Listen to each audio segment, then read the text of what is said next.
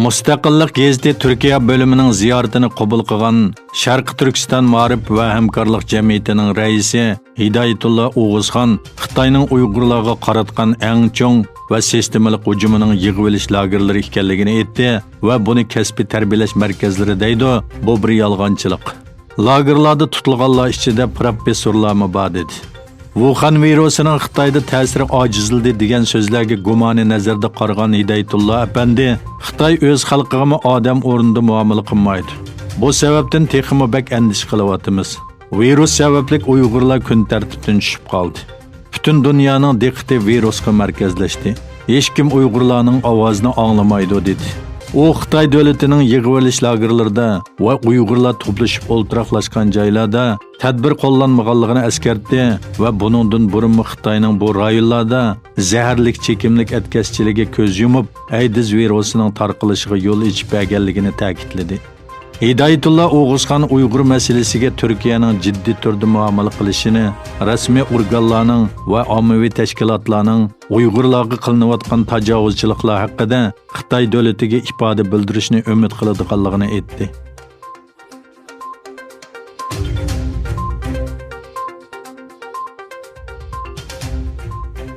Xalqaro kechirim tashkiloti Xitoyning chet el muxbirlari va axborot xodimlarini qo'llab chiqarganligiga norozilik bildirib, yaqinqi yillardan buyon Xitoyda ifoda erkinligiga qo'yilgan besimlarni tanqid qildi.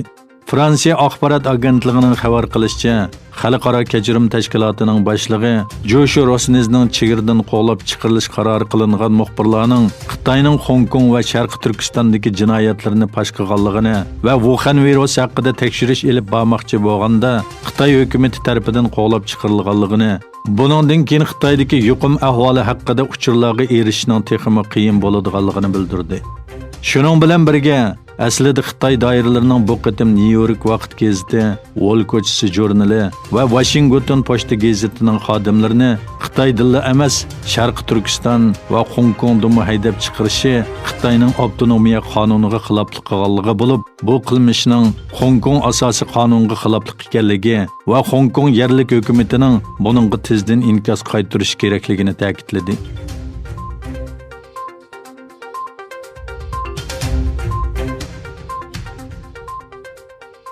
Amerika prezidenti Donald Trumpning Shimoliy Koreya rahbari Kim Jong Unga maktub yozib, Xitoy virusiga qarshi kurashda hamkorlikka chaqirganligi o'ttirg'i chiqdi. Koreya taratqullarining Kim Jong Unning singlisi Kim Yong Jongdan naql qilib xabar qilishicha, Trump xatida Shimoliy Koreya bilan yaxshi munosabat o'rnatishni umid qiladiganligini tilga olgan va Xitoy virusiga qarshi hamkorlik o'rnatishga taklif qilgan. Xabarda aytilishicha, Pyongyang doiralari bu taklifni mamnunlik bilan qarshi olgan. Bu maktubning rahbarlar orasidagi munosabatning yaxshi bir ulgisi ekanligini, lekin ikki davlat munosabati nuqtasidan olganda ijobiy baho berishga baldur ekanligini ta'kidladi.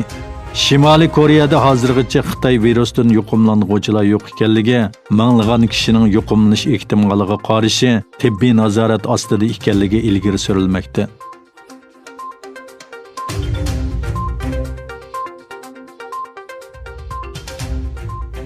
Dünya miqyosida Xitoyda o'tirg'i chiqqan Wuhan virusi bilan yuqumlanuvchilar soni 350 mingga yetdi. Virus sababli o'lganlar soni bo'lsa 15 mingdan oshdi. O'lguvchilar soni eng ko'p bo'lgan Italiyada o'tgan 24 soat ichida 651 kishi vafot bo'lib, jami o'lganlar soni 5476 ga chiqdi. İtaliya baş ministri davlatining 2. Dünya urushidan buyongi eng zo'r krizisga duch kelganligini aytdi hamda strategik va zarur bo'lmagan barliq ishlab chiqarish faoliyatlarini to'xtatadiganligini bildirdi.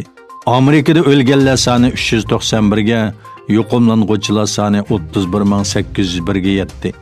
Eron Xitoy virusiga qarshi tadbirlar doirasida 32.792.000 kishini tibbiy tekshirishdan o'tkazganligini va sahiya xodimlarining 36 million kishi bilan uchrashganligini bildirdi. Turkiyada Xitoy virusi sababli vafot bo'lganlar soni 30 ga, yuqumlanganlar soni 1236 ga chiqdi. Shuning bilan birga Germaniya bosh ministri Merkelning karantinga ilinganligi bildirildi.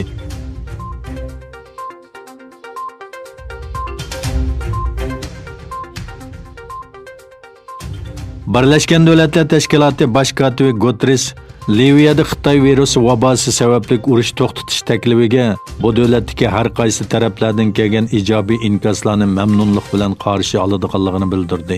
Yana bir tarafdan Birlashgan Davlatlar Tashkiloti insonparvarlik ishlari moslashtirish ishxonasi Falastin moslashtiruvchisi McGoldrick Isroiliya ishg'oli ostidagi G'azzada Wuhan virusi sababli qo'rqinchli oqibatlar kelib chiqishi mumkin deb ogohlantirdi.